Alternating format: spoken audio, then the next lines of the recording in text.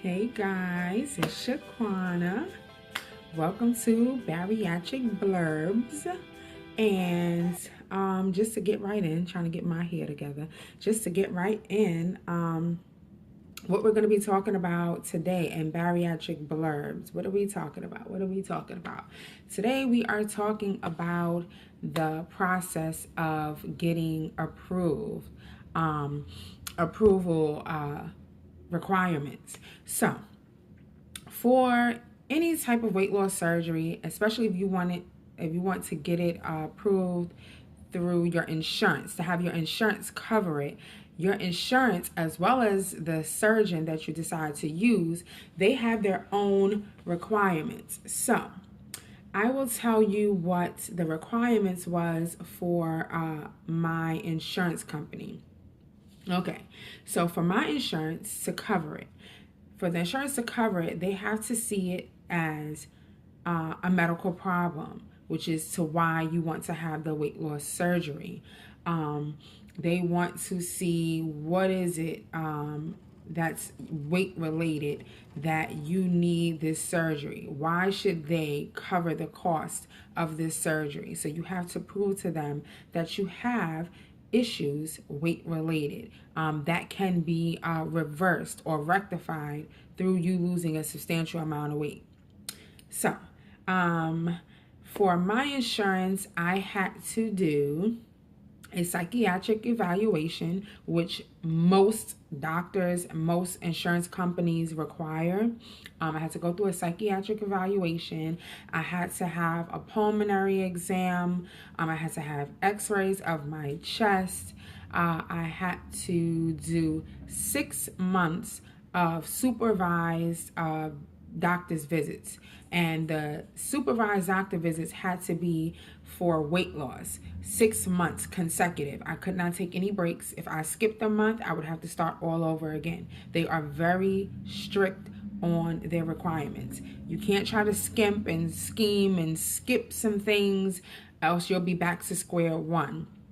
So I started out basically going to my primary care doctor saying, "Doctor, this is what I would like. I would like for me to have this weight loss surgery for X, Y, and Z reasons." Also, it is very imperative that your primary care doctor is on board with what you want to do, because if they're not supportive, they're not going to make your requirements easier for you. So she automatically recommended that I have it. So I had her approval. So her writing her letter of recommendation wasn't a problem. So I had that. I did the pulmonary exam. I did chest x-ray. I did EKG. They want to check your heart. Also, it was already documented I had type 2 diabetes. So I was on 2 types of different insulin. I was on metformin, and I was also taking medication for kidney protection from the diabetes. I already had it documented that I was having a lot of foot pain due to the diabetes. I started having my vision being impaired because of the diabetes. What else? I was 380 pounds. Your body mass index, a lot of them like for your body mass index to be about 45 to 50%. Mine was over 50%.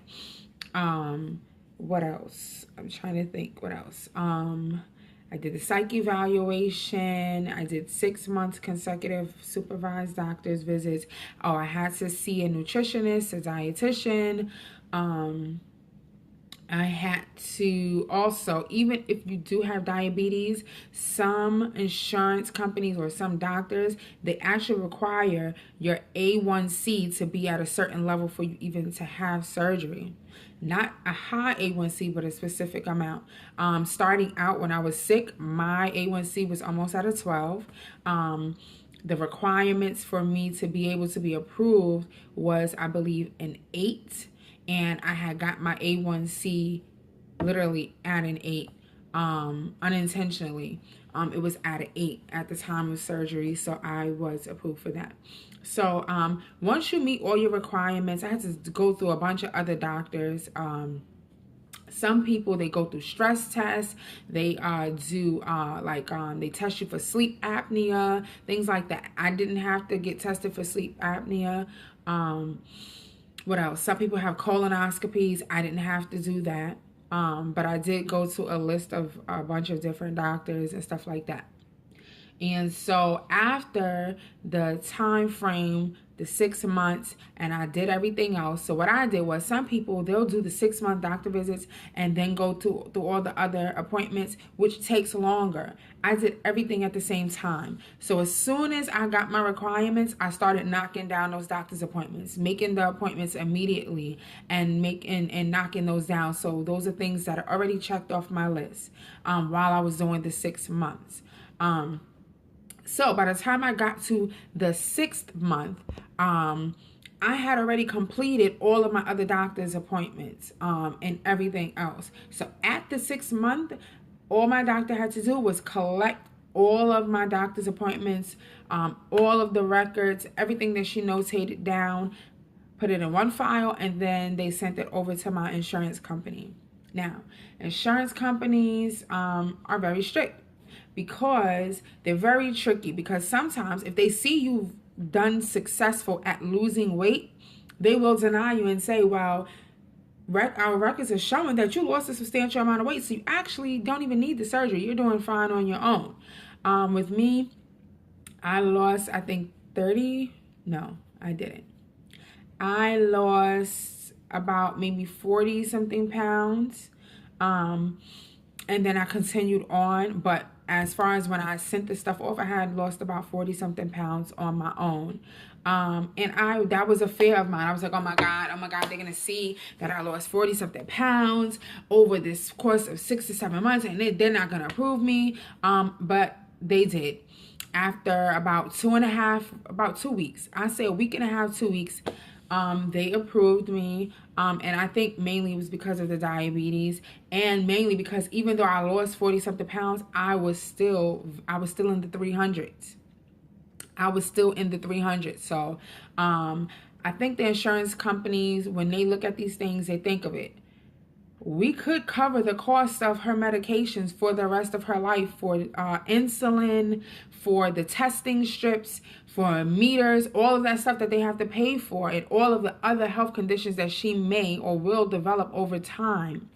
We can pay for all of that for the rest of her life, or we can put down these thousands of dollars to cover the cost of the surgery, and then we don't have to deal with it anymore, because it'll rectify the issues, and she will have less doctor's appointments, less prescriptions that she has to fill. So I think that they look at it that way, as far as considering what they're going to pay for and what they're not going to pay for.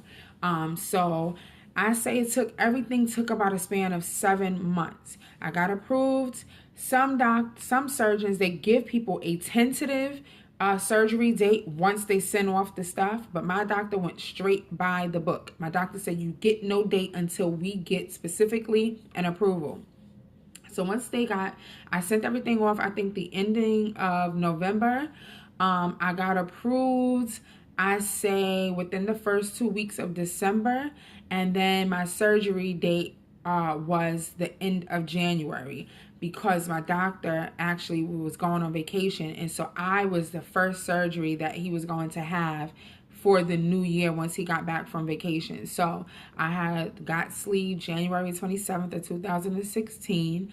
So everything took a span of in total, about 7 to 8 months. I say 8 months. Everything took a total of about 8 months. 8 months seemed like a long time when you want to hurry up and lose the weight. You want to hurry up and get approved. But 8 months seems so long, but I promise you, the 8 months went by so fast, because I didn't look at the end result. I didn't say, oh my God, I just knocked it down. Each month, I went to the doctor, I made my appointment, made it for the next month. It went by just so fast. I just continued to do what I was doing. I continued to make my appointments, and I continued to make sure I got to my doctor's appointment. So it went by really fast for me. It wasn't excruciating waiting and all this other stuff. And So as far as the requirements, also for me, some people, insurance company requires them to lose a certain amount of weight before they could be considered. Me, they didn't require that. But what they did require was that I did not gain any weight. I could not gain 1 pound throughout that process. So I think that's what really got me to lose about 40 something pounds before I got my my approval, was because I tried so hard to make sure I didn't gain that 1 pound that I went extra hard, and I wound up losing a good amount of weight. I couldn't gain not 1 pound. I will say it was 1 month that I did, when I went to the doctor, I did gain 1 pound from when I was there a month before. And when I say I was stressing, I'm like, oh my God, I gained 1 pound. They're going to see that 1 pound. They're going to say no. But I thank God that they ignored that 1 pound. And I guess because give a person a pound, because honest, it was 1 pound. It could have been the clothing that I had on that day. So I thank God that I did get approved. I stayed very strict to what they asked for. That is so important. So that was the approval process for me. Everybody's approval process is different. A lot of people go out of the country. They go to Tijuana. They go to all of these other countries so they can bypass all of those things. But what they don't realize is that even though the insurance companies have their requirements, surgeons also have their own requirements as well. But like I said, I don't know anybody personally that went to another country, but I see a lot of people in different bariatric groups. I personally wouldn't recommend it because it's hard to go for follow-up care. If I need follow-up care, I can just call my doctor and say, hey, this issue is going on. I need to make an appointment. I can come in. You have issues. What are you going to do? Go all the way back to Puerto Rico? Go all the way back, to wherever you had your surgery? That is costly. And I found that a lot of people who go to other countries to have their weight loss surgery, a lot of doctors here in the United States, they don't really like to take them on because this is not their work. They did not perform this procedure, and so sometimes they kind of don't want anything to do with that. So I would recommend that you do it here. And even if your insurance doesn't cover it, there's different kind of programs or Save. I just was very blessed to have my insurance company cover it because it really was a health issue. It wasn't for vanity, it was a health issue. So that is my experience with the on the books as far as my requirement process. So now, the next bariatric blurbs, I will get all into it as far as all the stuff I went through. My experience when I first started going to the gym, when I first told my husband that I was serious, that I was so serious about actually going through with this, because he knows this is something that I entertained in my mind for years, even before I met him. But I'll tell you all about his reaction and all of that stuff in the next bariatric blurbs. If you have any questions, please feel free to email me. All of my information is down on the link. Email me, message me, put a comment under here. I will be glad to answer all your questions. Stay tuned for the next bariatric blurbs, guys.